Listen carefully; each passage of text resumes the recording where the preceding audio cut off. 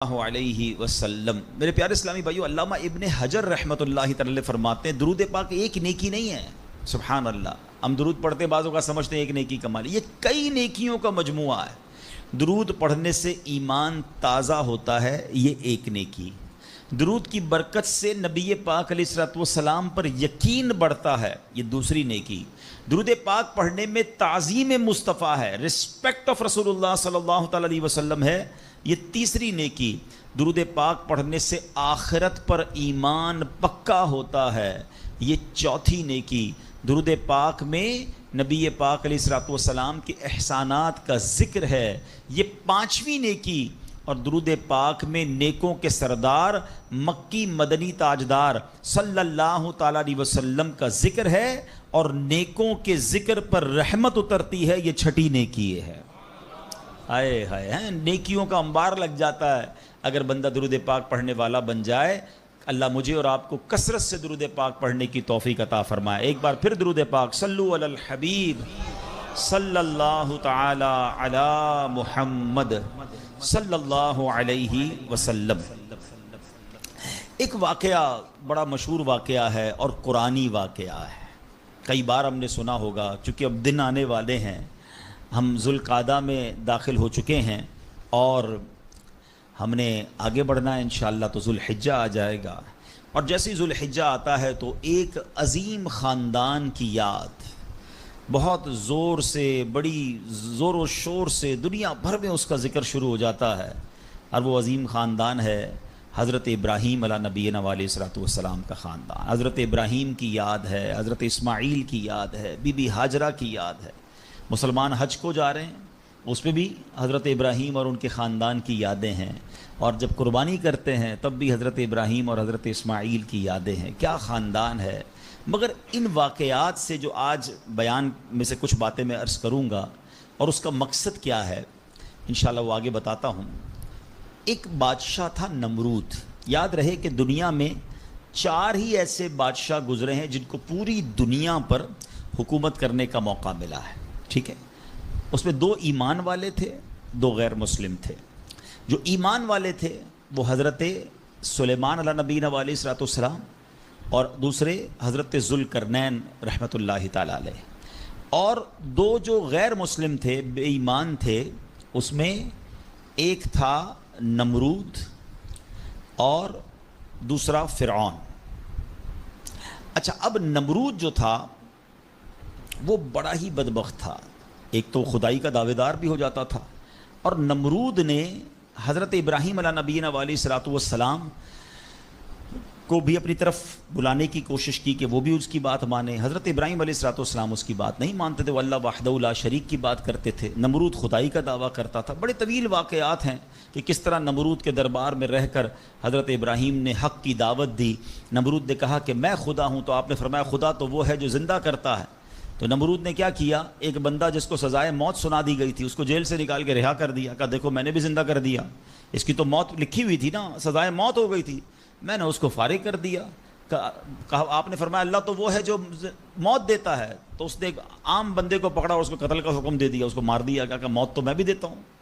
حضرت ابراہیم نے کہا کہ میرا رب وہ ہے، حضرت ابراہیم علیہ السلام نے کہا کہ میرا رب وہ ہے جو مشرق سے سورج کو نکال کر مغرب میں طلوع کرتا ہے، اگر تو خدا ہے تو مغرب سے نکال کر دکھا۔ اب اس کے پاس کوئی جواب نہیں تھا، یہ کیسے کر سکتا ہے کوئی؟ تو بہرحال کمال کا جذبہ تھا، کمال کا یقین تھا اللہ وحدہ لا شریک پر، ایسا یقین، سبحان اللہ۔ اب جب نمرود نے دیکھا کہ کوئی بات یہ ماننے کے لیے تیار نہیں ہے، تو ان بدبختوں نے یہ فیصلہ کیا کہ حضرت ابراہیم علیہ السلام کو آگ میں ڈال دیا جائے۔ اچھا، وہ کوئی نارمل آگ نہیں تھی، ایسی آگ نہیں تھی کہ لکڑیاں لگائیں اور جناب بندے کو ڈالنا ہے، ایک ایسی آگ تھی کہ جو اس وقت تک اتنی بڑی آگ لگائی نہیں گئی تھی، اور ایسی آگ تھی کہ کوئی پرندہ بھی اوپر سے گزرتا تھا تو وہ گزر نہیں پاتا، جل کے اس کے اندر کوئلہ بن جاتا تھا، اور حضرت ابراہیم علیہ الصلوۃ والسلام کو اس آگ میں پھینکا جانے لگا۔ دیکھیں آج بھی اگر کوئی جیل میں قید ہو نا، سزا سنا بھی دی گئی ہو، تو اس کو یقین ہوتا ہے کہ کوئی نہ کوئی راستہ نکل آئے گا، ضمانت ہو جائے گی۔ یہاں تک کہ سزائے موت کے قیدیوں کو بھی یقین ہوتا ہے کہ چلے کوئی نہ کوئی چانس ہوگا، کوئی سزا معاف ہو جائے گی، کوئی عمر قید میں تبدیلی ہو جائے گی۔ سنا ہے پاکستان کی جیلوں میں کئی سال سے لوگ ہیں سزائے موت کے قیدی ہیں، مگر ان کو سزائے موت نہیں ہو رہی، تو کوئی نہ کوئی یقین یا امید رہتی ہے۔ مگر حضرت ابراہیم علیہ السلام کو آگ میں پھینک دیا گیا، اپنی طرف سے اچھال دیا گیا. تو جبریل امین آئے اور آ کر کہا کہ اے ابراہیم کوئی حاجت ہے تو بتائیں. حضرت ابراہیم علیہ السلام کہتے ہیں مجھے تم سے کوئی حاجت نہیں ہے. کہا پھر جس سے حاجت ہے اس کو بتا دینا، اللہ رب العالمین کی بارگاہ میں تو عرض کریں. تو آپ نے کہا حسبی من سؤالی علمہ بحالی، اے جبرائیل میں کس حال میں ہوں میرا رب کریم جانتا ہے، اس کا جاننا میرے مانگنے سے بہتر ہے. آپ یقین کا لیول تو دیکھیں نا، اللہ دیکھ رہا ہے نا. اے ابراہیم میرا مانگنا میرے مانگنے سے بہتر یہ کہ وہ جانتا ہے. اس نے دیکھا ہے، اسے معلوم ہے مجھے آگ میں ڈالا جا رہا ہے، اگر وہ راضی تو میں بھی راضی. پنجابی شاعر کہتے ہیں نا، جے سونا میرے دکھ وچ راضی میں سکھ نو چلے پاوا ہوں. اگر میرا مالک میرے دکھ میں راضی ہے تو میں نے سکھ کو کیا کرنا ہے. یہ کیسا یقین تھا. مگر اس یقین کا نتیجہ کیا نکلا کہ قرآن میں رب فرماتا ہے یا نار کونی برداً وسلاما علی ابراہیم. پھر آگ کو رب نے کیا حکم دیا، ذرا سمجھیے گا بات کو. اللہ کی قدرت کا کیسا نظارہ ہے اس واقعے میں. مجھے بتائیے آگ کا کام کیا ہے.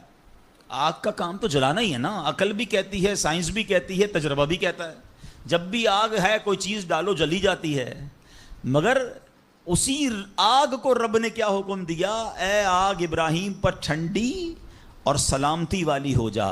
اللہ اکبر. حضرت ابراہیم کا ایمان ایسا تھا، یقین ایسا تھا کہ اتنی بڑی آگ جو ہے حضرت ابراہیم کے لیے گلزار بن جاتی ہے، باغ بن جاتی ہے. اچھا پھر ہوا کیا کہ نمرود جو ہے کچھ دنوں کے بعد، ایسا نہیں فوراً، کچھ دنوں تک آگ جلتی رہی. حضرت ابراہیم اس میں ڈالے جا چکے تھے. نمرود نے سوچا دیکھوں تو صحیح کہ ابراہیم کا حال کیا ہوا ہے.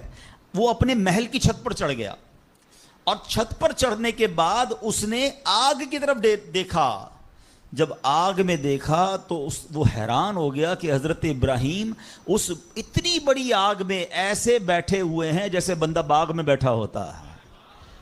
بالکل اس آگ نے کوئی بال بھی بیکا نہیں کیا. حضرت ابراہیم چند منٹوں یا چند گھنٹوں میں نہیں رہے. تفاسیر میں لکھا کہ حضرت ابراہیم علیہ السلام اس آگ میں ایک روایت کے مطابق 7 دن اور ایک روایت کے مطابق 40 دن اس آگ میں رہے. مگر جب آپ باہر آتے ہیں تو آگ نے کوئی اثر آپ پر نہیں ڈالا. اللہ اکبر. تو پتہ یہ چلا کہ اچھا پھر اس نے کیا کیا. اس شخص نے، نمرود نے یہ کیا کہ ہو سکتا ہے یہ آگ کی جو ہے نا کہ کیٹیگری ٹھیک نہیں ہے، یہ آگ جلانے والی آگ نہیں ہے. تو نمرود نے پریکٹیکل کرنے کے لیے ایک اور بندے کو اس آگ میں ڈال دیا. حضرت ابراہیم اس آگ میں موجود ہیں اور بڑے نارمل طریقے سے بیٹھے ہوئے ہیں، آگ جل رہی ہے. تو نمرود نے ایک اور شخص کو آگ میں ڈالا. جیسے ہی وہ بندے کو آگ میں ڈالا، اس آگ نے اس بندے کو جلا کر راکھ کر دیا. یعنی اس آگ کا کام جلانا تھا، مگر میرا رب جس کے لیے چاہے وہ آگ گلزار بن سکتی ہے. اللہ اکبر. آپ علیہ الصلوۃ والسلام کا جب یہ معجزہ لوگوں نے دیکھا تو کئی لوگ کلمہ پڑھ کر مسلمان ہو گئے. مگر نمرود کے نصیب میں ایمان نہیں تھا. لیکن اس واقعے سے سیکھنے کو کیا ملا؟ یقین، بلیف، اللہ پر بھروسہ. اور اگر رب پر بھروسہ ہونا تو ایسے کام آج بھی اپنی آنکھوں سے ہم دیکھ سکتے ہیں. ہاں شاعر مشرق کہتے ہیں نا، اگر آج بھی ہو ابراہیم سا ایمان پیدا، there is only one condition، ایمان وہ چاہیے، یقین وہ چاہیے. اگر آج بھی ہو کیسا ایمان؟ ابراہیم سا ایمان پیدا. آگ کر سکتی ہے انداز گلستان پیدا.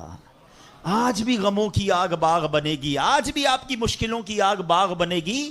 مگر پرابلم یہ کہ یہ بھروسہ کہاں ہے، وہ یقین کہاں ہے اللہ پر؟ ڈگمگا گئے ہم لوگ، ہمارے یقین اور بھروسے ہل گئے. اللہ اکبر. آئیے ایک اور واقعہ سنتے. حضرت ابو مسلم خولانی رحمت اللہ تعالی علیہ، ان کو امت کا حکیم کہا جاتا تھا. بڑے کمال کی شخصیت اور بڑے عقل مند اور دانا تھے. آپ کے دور میں، آپ یمن میں رہتے تھے اور آپ تابعی بزرگ ہیں. تابعی کس کو کہتے ہیں؟ جس نے کسی صحابی کو ایمان کی حالت میں دیکھا ہو اور اس کا خاتمہ بھی ایمان پر ہی ہوا ہو. تابعی، سبحان اللہ. وہ تابعی بزرگ تھے، یمن میں رہتے تھے. آپ کے دور میں ایک شخص تھا اسود انسی. اس بندے نے معاذ اللہ نبوت کا جھوٹا دعویٰ کر دیا اور ایک دن زبردستی آپ کو اپنے پاس بلایا اور پوچھا کہ کیا تم گواہی دیتے ہو کہ محمد صلی اللہ تعالیٰ علیہ وسلم اللہ کے رسول ہیں؟ کہا ہاں بالکل، میرے آقا علیہ الصلوۃ والسلام اللہ کے نبی ہیں، سچے نبی ہیں، وہ میرے آقا ہیں، میں ان پر ایمان رکھتا ہوں. تو پھر وہ کہتا ہے اچھا یہ گواہی دیتے ہو کہ میں بھی اللہ کا رسول ہوں؟ تو حضرت اسود کہتے ہیں، حضرت ابو مسلم خولانی کہتے ہیں کہ میں نے نہیں سنا تم کیا کہتے ہو، یعنی سنا ہی نہیں اس کی بات، سنی انسنی کر دی۔ اسود انسی کو بڑا غصہ آیا، اس نے فوراً حکم جاری کیا کہ بڑی اور خوفناک آگ جلائی جائے۔ آگ جلائی گئی، ابو مسلم رحمۃ اللہ تعالی کو اس دہکتی آگ میں ڈال دیا جائے، حکم دے دیا۔ آپ کا ایمان ٹس سے مس نہیں ہوا، آپ کھڑے رہے اور آپ کو اٹھا کر آگ میں ڈال دیا گیا۔ سبحان اللہ، جس رب نے حضرت ابراہیم کے لیے آگ کو ٹھنڈا کیا تھا نا، گلزار کیا تھا، ابو مسلم خولانی رحمۃ اللہ تعالی کے لیے بھی وہ آگ سلامتی والی ہو گئی، بالکل صحیح سلامت آگ سے باہر آ گئے۔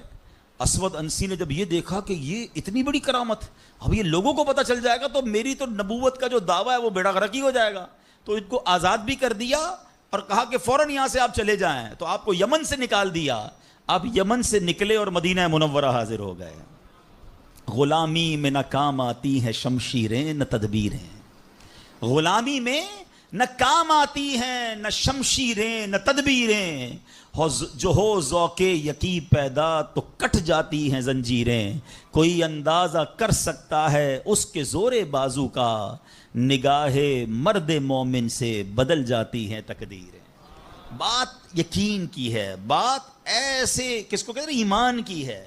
آج تو پرابلم یہ، آج ہمیں کوئی سوال کر دیں ہم ٹینشن میں آ جاتے ہیں کہ واقعی اس بات کی دلیل کیا، اپنے ایمان کے بارے میں لوگ تذبذب کا شکار ہو جاتے ہیں۔ اللہ ایک ہے، اللہ واقعی موجود ہے، اللہ کہاں ہے، معاذ اللہ، ایسے ایسے سوال لوگ کر دیتے ہیں، اور چونکہ مطالعہ ہوتا نہیں ہے، علماء کی صحبت ہے نہیں۔ آپ سمجھیے بات کو، اس وقت جو ماحول ہے اپنے بچوں کے ایمان کی حفاظت کی فکر کرنے کا دور ہے۔ ہمیں پتہ ہونا چاہیے ہمارا ایمان کیا ہے، اللہ کے بارے میں، رسول کے بارے میں، فرشتوں کے بارے میں، قیامت کے بارے میں، جنت دوزخ، ہم کیا ایمان رکھتے ہیں اور اس کی ڈیٹیل کیا ہے۔ مسلمانوں کو اسلام کے بارے میں پتہ ہی کچھ نہیں ہے، اور اچھا جنہوں نے ایمان پر حملہ کرنا ہے ان کو سب پتہ ہے، ان کو پتہ ہے ان کو کیسے بہکانا ہے، ان کو پتہ ہے ان کے دل میں شک کی پن کیسے چبونی ہے۔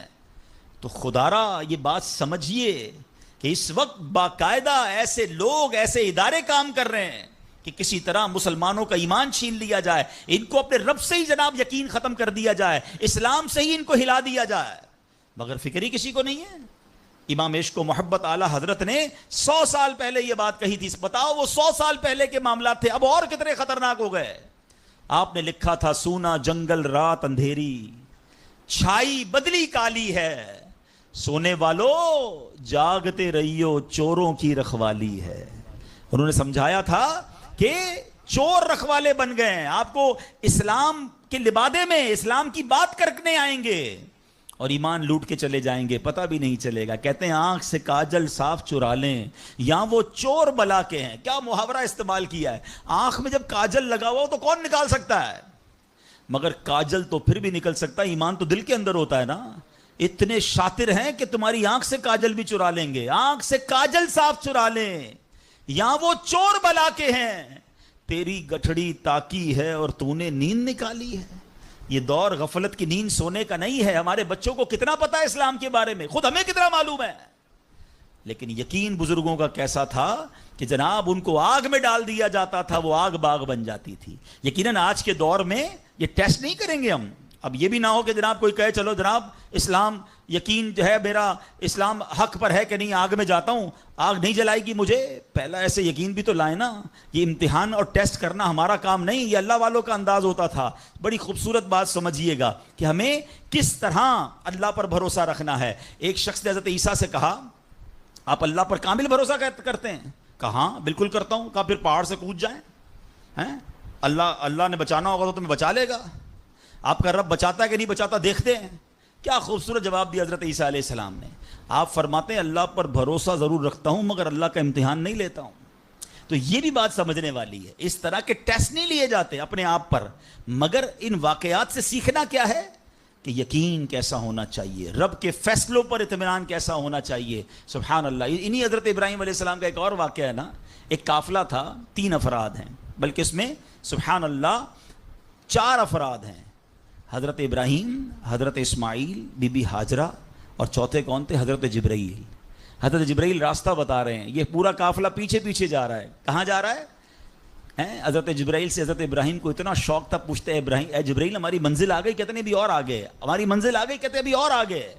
لکو دک صحرا میں ایک ٹیلے پر جا کر, ہیں کون سی جگہ تھی جہاں آج مکہ آباد ہے, کچھ بھی نہیں تھا, کعبہ بھی نہیں تھا, اسی ٹیلے والی جگہ پر بعد میں کعبہ بنایا گیا. بالکل صحرا ہے, نہ پانی ہے نہ کھانا ہے. حضرت جبرائیل نے بتایا اے ابراہیم تمہارا مقام آ گیا ہے. حضرت ابراہیم کی اطاعت دیکھیں کہ وہ بیٹا جو 99 سال کی عمر میں دعاؤں کے بعد ملا ہے. حضرت اسماعیل آپ کو 99 سال دعا کرتے کرتے گزر گئے, پھر ملا, پھر ملے تھے, مگر حکم کیا تھا کہ اپنے بیٹے کو اپنی زوجہ کو وہاں چھوڑ آؤ. حضرت ابراہیم اپنی زوجہ کو اپنے بیٹے کو جب چھوڑ کر جاتے, تھوڑے سے کھجورے ہیں, پانی ہے, تو بی بی ہاجرہ کیا کہتی ہیں, 3 بار کہا کہ ابراہیم کس کے سہارے چھوڑے جا رہے ہیں, کس کے سہارے چھوڑے جا رہے ہیں.